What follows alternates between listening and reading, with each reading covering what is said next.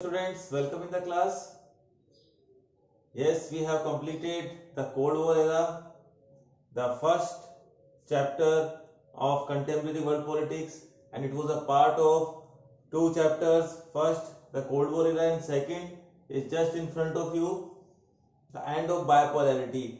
First of all, the world was divided into two polars, USA and USSR, Eastern Alliance and Western Alliance. दोनों के बारे में हमने अच्छे से समझ लिया है. One was supporting socialism and another was supporting capitalism. So and of bipolarity. What do understand by bipolarity? That the world was divided into two super power. कि वो दो पावर कैंप्स के आसपास ही पूरी वर्ल्ड पॉलिटिक्स सिमट के रह गई थी. सो बाइपोलैरिटी का एंड का मतलब कि एक पोलर एंड हो गया, मतलब कि एक सुपर पावर कोलैप्स हो गई. अब वो सुपर पावर कौन सी कोलैप्स हुई? You know that USA is still persisting. Still USA की पावर अभी भी बराबर बनी हुई है. USA is so much powerful. So कौन सी पावर कोलैप्स हुई? USSR, union of Soviet socialist republics. So इससे पहले हम यूएसएसआर के बारे में देखते हैं. देखिए 1917 में टू 1991 ये सुपर पावर यूएसएसआर के फॉर्म में वर्क करी. 1917 से पहले थे वहां पर जार निकोलस सेकंड. तो tsar Nicholas second was a very kind of you may say cruel ruler. Bloody Sunday वगैरह ये सारी चीजें आपने पढ़ी होगी. ड्यूमा फॉर्म किए थे, वहां से ड्यूमा का अबोलिशन कर दिया था. That you have read in your essays, but in today's class अभी वो रेलिवेंट नहीं है. बट अभी थोड़ी हिस्ट्री जान लेंगे, then it would be very proper. So Bolshevik revolution आया, रशियन रेवोल्यूशन आया. Russian revolution was the father of Russian revolution, Vladimir Lenin. तो Vladimir Lenin was a die-hard supporter of Karl Marx. तो Karl Marx is considered to be the father of socialism. तो जो follower है तो वो भी किसको प्रमोट करेगा? सोशलिज्म. एंड सो 1970 में जब रेवोल्यूशन सक्सेसफुल हुआ तो USSR emerged as a socialist country और सोशलिस्ट ग्रुप के रूप में उस फॉर्म में it has emerged. And socialism का मतलब क्या होता है? No private ownership of the property, equal distribution of property. सारे के सारे रिसोर्सेज हैं वो गवर्नमेंट के हाथ में होंगे. मिनिमम सब्सिस्टेंस होगा. सब्सिस्टेंस मतलब कि जीने की जो बातें हैं वो सारी चीजें होंगी. तो ये सारा सिस्टम चला 1917 टू 1991 में. 1991 आते आते यूएसएसआर कोलैप्स्ड हो गया. कोलैप्स होने का मतलब कि इट गॉट डिवाइडेड. डिवाइड हो गया, कोलैप्स हो गया, डिवाइड हो गया. और डिवाइड होने के बाद it became divided into several parts. बहुत सारे पार्ट्स में ये डिवाइड हो गया. सो इसकी वजह से जब एक पोलर ही खत्म हो गया, बचा सिर्फ यूएसए, तो एंड ऑफ बाइपोलैरिटी तो होना ही होना है. So what does mean by end of bipolarity? End of USSR और just collapse of USSR from the world. कि वर्ल्ड से जो यूएसएसआर था वो कोलैप्स हो गया था, छोटे छोटे टुकड़ों में डिवाइड हो गया था. उसके कॉन्सिक्वेंसेस हमें देखने हैं. उससे पहले हमें सोवियत सिस्टम देखना है. सोवियत सिस्टम था क्या, उसके फायदे क्या थे, उसमें रोल मॉडल क्या था, उसमें नुकसान क्या थे, उसमें क्या क्या एडवांटेज थी. तो आज की क्लास में हम बात करेंगे. सबसे पहले मैंने आपको एंड ऑफ बाइपोलैरिटी के बारे में समझा दिया है. रशियन रेवोल्यूशन के बारे में थोड़ा सा बता दिया है कि रशियन रेवोल्यूशन के थ्रू व्लादिमीर लेनिन ने एक सोशलिस्ट सोसाइटी का डेवलपमेंट किया जहां की सारी प्राइवेट ओनरशिप खत्म होकर पब्लिक ओनरशिप में कन्वर्ट हो गई. और Soviet system became a role model for the world. कि सोवियत सिस्टम एक रोल मॉडल बन गया, लेकिन फिर भी उसमें कुछ कमियां थी. इसी वजह से सोशलिस्ट सिस्टम खत्म भी हो गया 1991 में. क्योंकि देखो democracy is the best thing. Democracy जो है वो बेस्ट पॉलिसी है. डेमोक्रेटिक वर्ल्ड में सारी चीजें बनी रहती हैं. आज यूएसए बना हुआ है वर्ल्ड में अच्छे तरीके से रूल कर रहा है क्योंकि वहां पे लोगों की बात चलती है. यूएसएसआर में there was lack of democracy. Democracy की कमी थी और अब हम देखते हैं कि क्या क्या उसके सोवियत सिस्टम के एडवांटेज थी और सोवियत सिस्टम की बेसिक सी क्वालिटीज थी। देखिए क्वालिटीज ऑफ सोवियत सिस्टम, और इसको हम रोल मॉडल भी बोल सकते हैं, why it was considered to be role model at that time. आज की क्लास में हम इसके एडवांटेज देखेंगे, इसकी विशेषताएं, इसके बेसिक सी जो फीचर थे, जो डिस्टिंग्विशिंग फीचर थे वो देखेंगे। नेक्स्ट क्लास में हम लोग इसके लूप होल्स देखेंगे, कमियां देखेंगे। तो देखो इसमें सबसे पहली बात थी वास्ट नेटवर्क ऑफ कम्युनिकेशन, कि पूरे यूएसएसआर में they can communicate with each other. तो जितना अच्छा कम्युनिकेशन होगा उतनी अच्छी यूनिटी रहेगी। अगर सपोज हम नॉर्थ ईस्ट की बात करते हैं तो नॉर्थ ईस्ट का कम्युनिकेशन हमारी कंट्री के साथ इतना प्रॉपर नहीं हुआ करता था, तो इसी वजह से जो सिनो इंडिया वॉर हुआ 1962 में, उसमें हम डिफीट हो गए क्योंकि वो अलग थलग सा एरिया था। तो ये सारी प्रॉब्लम आती है। लेकिन रशिया में, यूएसएसआर में ऐसा नहीं था। There was vast network of communication as well as they were having so much energy resources, जिसमें ऑयल, स्टील और आयरन जैसे important resources they had so much in quantity, और मशीनरी का प्रोडक्शन उनका बहुत जबरदस्त था।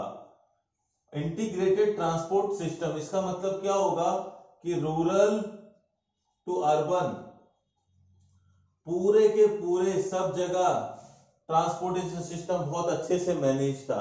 And transportation system is considered to be the backbone of any economy.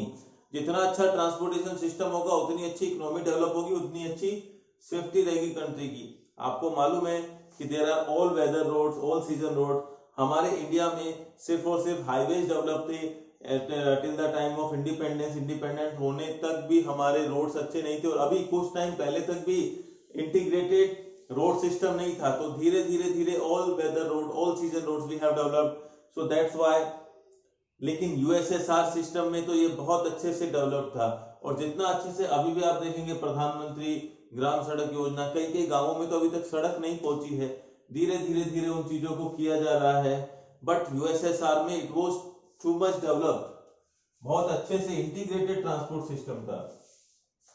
और domestic industry was capable of manufacturing everything. ये बोला जाता था कि फ्रॉम पिन से लेकर बड़े से बड़े इक्विपमेंट्स तक वो बना सकते थे। From a needle to a plane they can made without the help of any foreign country. किसी भी फॉरेन कंट्री की हेल्प के बिना वो सब कुछ बना सकते थे। लाइक हमारे इनिशियल स्टेज पर देखेंगे तो हमारे जो मिलिट्री इक्विपमेंट्स हैं वो मोस्टली हमने रशिया से, यूएसएसआर से परचेज किए हैं, सोवियत संघ से परचेज किए हैं। लेकिन जो क्वालिटी थी that was not at par with western countries. तो वेस्टर्न कंट्रीज में कैपिटलिज्म का टाइम था, और कैपिटलिज्म में you know that there is less of corruption. Corruption क्यों नहीं होगा भैया, अच्छी क्वालिटी आपको देनी ही पड़ेगी। क्यों? क्योंकि अगर अच्छी क्वालिटी नहीं देंगे देयर इज अ कंपटीशन। आज पेप्सी अगर अच्छी नहीं आती तो आप तुरंत कोका कोला कंज्यूम करना चालू कर देंगे। कोका कोला अच्छी नहीं आती, you will go for another brand. So they will have to meet the quality, maintain the quality. तो पेप्सी को भी अपनी क्वालिटी को बूस्ट करना पड़ता है, कोका कोला को भी अपनी क्वालिटी को बूस्ट करना पड़ता है, because consumer keeps on switching. वो तुरंत स्विच कर जाएगा क्योंकि कंपटीशन का जमाना है and all are working for profit. But socialism में ऐसा नहीं है, स्टेट की ओनरशिप है तो स्टेट को प्रॉफिट होगा या नहीं होगा, it does not hamper any particular person. जो कि उसमें काम कर रहा है उसको तो कोई फर्क नहीं पड़ेगा। तो स्टेट एंटरप्राइज में करप्शन की सबसे बड़ी प्रॉब्लम थी वहां पर, इसलिए क्वालिटी पर इतना फोकस नहीं था। जैसे कि आप बात करते हैं कि गवर्नमेंट एक तो कंपनी है और एक प्राइवेट कंपनी है, ज्यादा बेटर क्वालिटी पे फोकस प्राइवेट कंपनी कर पाती है क्योंकि उसको कंपटीशन में बना रहना है। तो कैपिटलिज्म में क्वालिटी की हमेशा गारंटी ज्यादा रहती है इन कंपैरिजन टू सोशलिज्म। तो ये एक एडवांटेज है क्योंकि वहां पर पर्सनल इंटरेस्ट होता है कैपिटलिज्म में, क्योंकि अगर कंपनी ग्रो करेगी तो ही वो पर्सन ग्रो करेगा। बट सोशलिज्म में ऐसा नहीं था क्योंकि उससे तो अपनी सैलरी फिक्स है, सब कुछ फिक्स है। या आप जानते हैं कि गवर्नमेंट जॉब और बाकी प्राइवेट जॉब में आपको देखते हैं कि ज्यादा चैलेंजिंग कौन सी होती है। तो सिमिलर वाज हैपनिंग देयर कि क्वालिटी फिर भी उनकी वेस्टर्न कंट्रीज की जैसी नहीं थी, though they were capable of making each and everything, but the quality was not good. Quality was not at par west, मतलब कि वेस्टर्न अलायंस के जैसी उनकी क्वालिटी नहीं थी।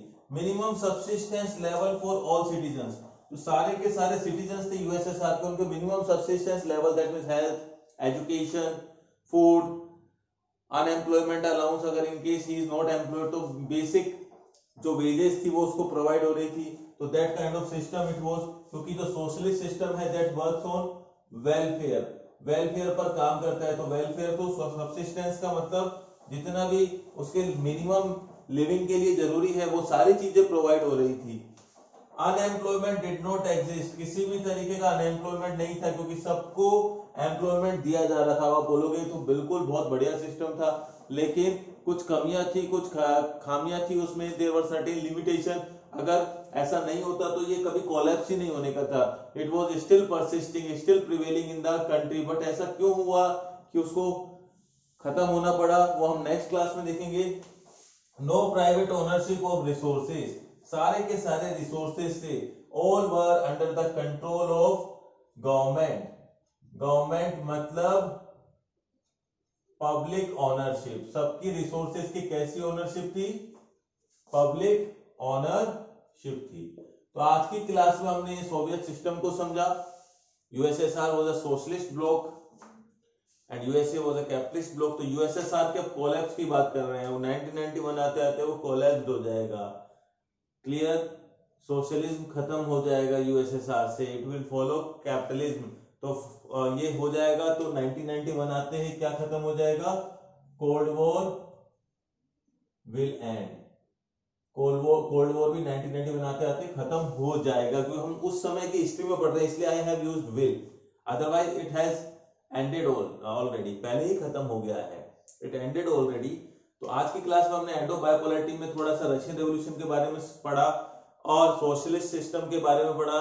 यूएसएसआर दैट मींस हमने यूएसएसआर का जो सोशलिस्ट मॉडल था उसके एडवांटेज देखी। सबसे पहले एडवांटेज क्या थी कि एक वास्ट कम्युनिकेशन नेटवर्क था, ह्यूज एनर्जी रिसोर्सेज थे, इंटीग्रेटेड ट्रांसपोर्ट सिस्टम था और बहुत जबरदस्त उनकी मशीनरी सिस्टम था।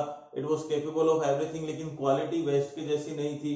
साथ के साथ नो पब्लिक और private ownership of the resources और अनएम्प्लॉयमेंट नहीं था, मिनिमम सब्सिस्टेंस हर किसी को मिल रहा था। तो ये इसके एडवांटेज थे। Loopholes we will study in next class. What were the limitations of Soviet system? तो आज की डेट क्लास में हमने सोवियत सिस्टम अच्छे से समझ लिया है, इस पे ध्यान करना। The question will arise from this area. So thanks for watching.